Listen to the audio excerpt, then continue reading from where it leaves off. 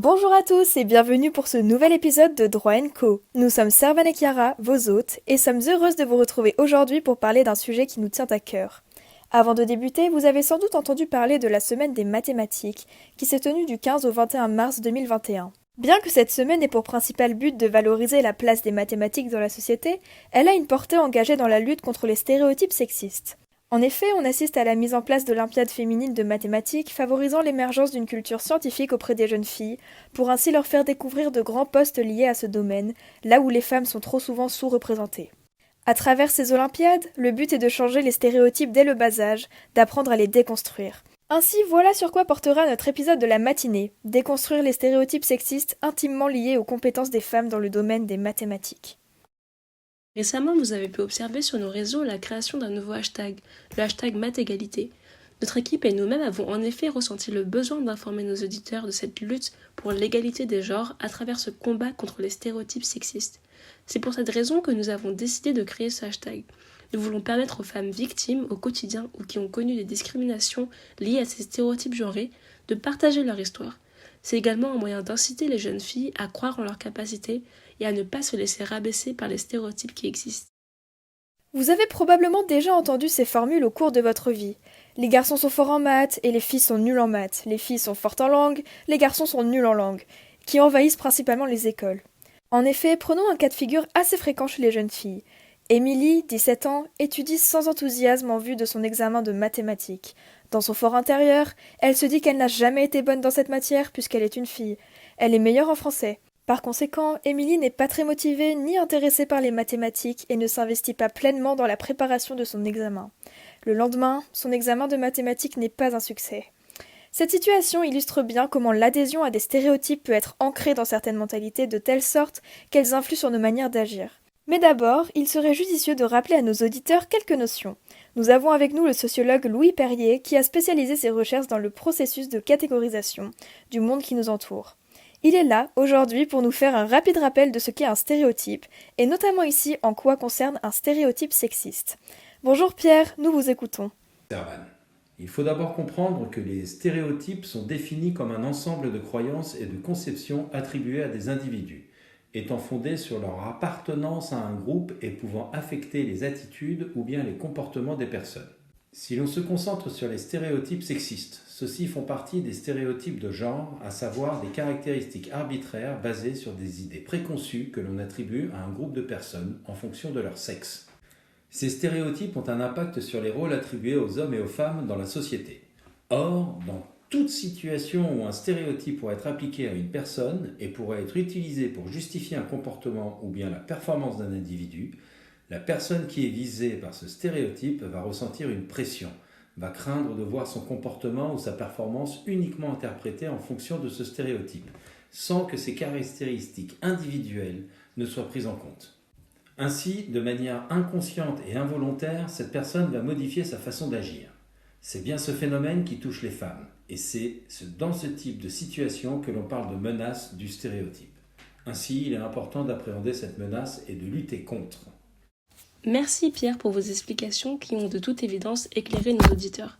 Pour pallier à votre réponse, il faut savoir qu'en contexte scolaire, des stéréotypes de genre étudiés depuis les années 1970 concernent directement les habiletés des garçons et des filles. Ils véhiculent par exemple que les garçons, simplement parce qu'ils sont des garçons, sont plus doués et possèdent de meilleures capacités que les filles en mathématiques, alors que selon un autre stéréotype largement répandu dans les milieux scolaires, ces dernières possèdent de meilleures habilités que les garçons en langue. Puisque ces stéréotypes concernent spécifiquement la compétence des élèves à l'égard des mathématiques et des langues, ils sont susceptibles d'avoir des effets non négligeables sur la réussite et la persévérance scolaire des élèves. Dès lors, nous allons voir que les stéréotypes sexistes sont des facteurs en jeu dans la réussite des garçons et des filles, et allons réfléchir aux moyens à mettre en œuvre afin de favoriser des chances égales de succès chez les uns et les autres. En effet, on se rend compte qu'en raison de ces stéréotypes très marqués à l'école, les hommes auront tendance à accéder à des emplois plus qualifiés comme ingénieurs, car ils choisiront des filières plus valorisées axées sur des domaines scientifiques. A contrario, les filles abandonnent les filières valorisées et les grandes écoles pour laisser la place aux garçons. Plusieurs exemples témoignent de l'ancrage de ce stéréotype dans la mentalité des populations, notamment dans celle des filles concernant les mathématiques à l'école. Une étude illustre bien ce fait. En effet, des chercheurs ont demandé à 2 groupes de filles de recopier une figure identique sur une feuille de papier. Ils ont dit à un des groupes que c'était un exercice de géométrie et à l'autre que c'était un exercice de dessin. Bien, pour les mêmes figures, c'est le groupe à qui il avait été dit que c'était un exercice de dessin qui a bien mieux réalisé l'exercice que le groupe à qui il avait été dit que c'était un exercice de géométrie.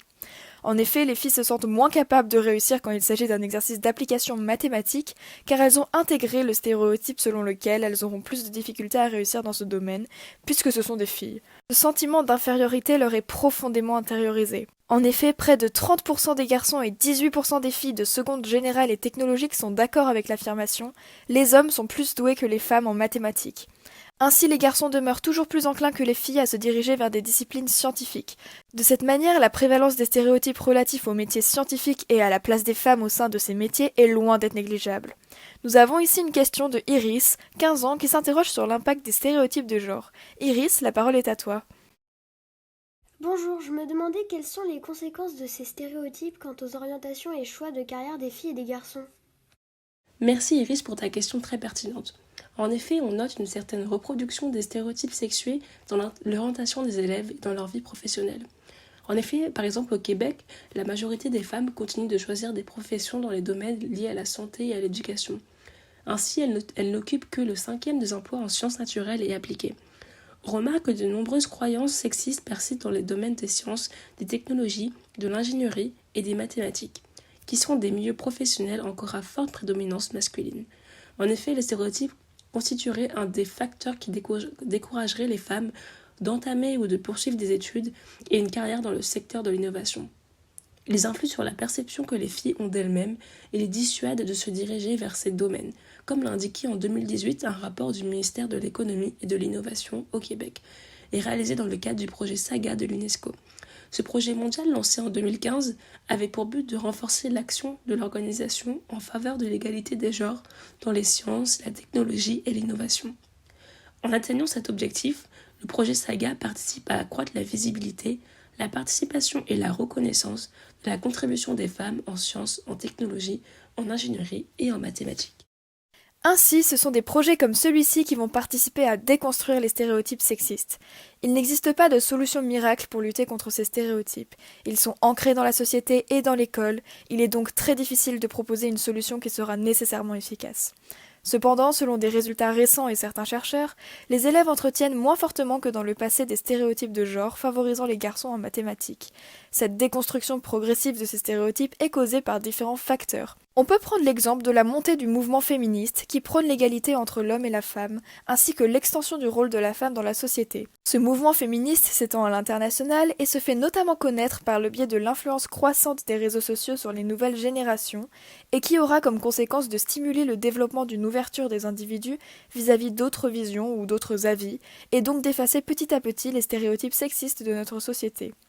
Grâce à ces phénomènes, de plus en plus de femmes commencent à accéder à des études scientifiques en intégrant des écoles d'ingénieurs par exemple, ou aussi pour travailler dans le paramédical. Sur le marché du travail, des initiatives comme celle du 30 en 30 d'Ingénieurs Canada sont prises. Leur objectif est d'arriver à ce que 30% des nouveaux ingénieurs soient des femmes d'ici à 2030, et contribuant ainsi à stimuler l'égalité dans cette profession.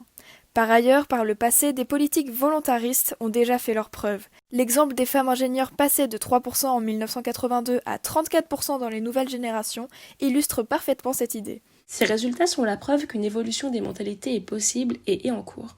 Ainsi, pour contribuer à déconstruire ces stéréotypes, il est important d'améliorer la représentativité des femmes dans les métiers scientifiques par exemple. Il faut en plus de cela organiser des campagnes pour sensibiliser aux préjugés inconscients. Pour ce faire, les réseaux sociaux sont un très bon moyen de le faire, mais encore les écoles qui ont un rôle extrêmement important dans la socialisation des enfants.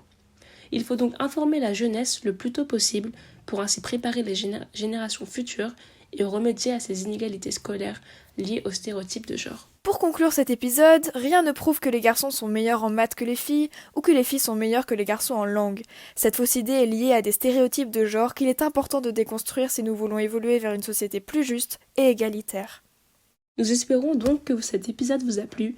Nous avons pris beaucoup de plaisir à discuter de ce sujet. Merci à nos fidèles auditeurs de nous avoir suivis Et surtout, n'oubliez pas d'interagir avec nous avec le hashtag Mathégalité, que ce soit sur Twitter ou Instagram. Sur ce, nous nous retrouvons mardi pour un prochain épisode de Droit & Co.